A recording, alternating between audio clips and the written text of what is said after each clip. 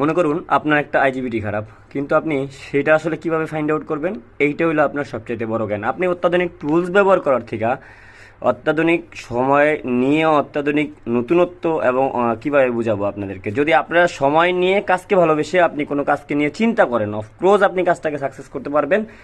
দেন আপনি যতই পড়েন আর আপনি যতই স্টাডি করেন, যদি এটার প্রতি আপনার ভালোবাসা না থাকে, আপনি একদমই এটা সমাধান করতে পারবেন না, অথবা এটা সলিউশন আনতে পারবেন না। ওকে, সো আমরা আজকে একটা আইজিবিটি দেখতেছি, যা ফুজি ইনভার্টারের 4 কিলোওয়াট একটা ইনভার্টার।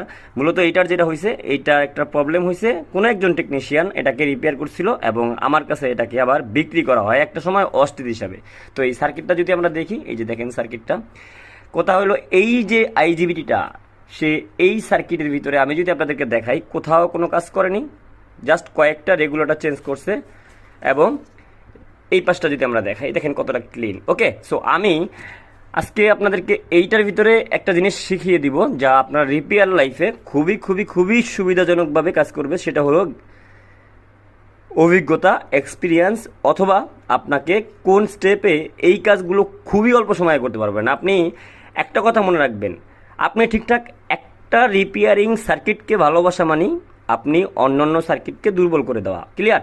খেয়াল করে দেখেন, আপনি যদি এই সার্কিটটাকে খুব ভালো করে বুঝতে পারেন, আপনি মেবি এইটা অন্তত জানেন যে ইলেকট্রনিক্স কাজে আপনাকে অনলি 10টা কম্পোনেন্ট নিয়ে কাজ করতে হয়, কিন্তু আমি যদি আপনাকে গুনতে দিই, এখানে আপনি হয়তো বা লক্ষ থেকে কোটি পেয়ে যাবেন, তাই না?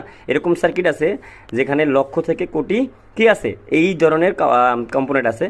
আর আমাদের ভাষায় যেটা বলা হয়, প্র্যাকটিক্যাল ভাষায়, সেইটা হলো এইখানে 10টা কম্পোনেন্ট আছে। খেয়াল করেন, তাহলে 10টা কম্পোনেন্ট বা 10টা ডায়াগ্রাম বুঝতে আপনার কতক্ষণ সময় লাগা উচিত?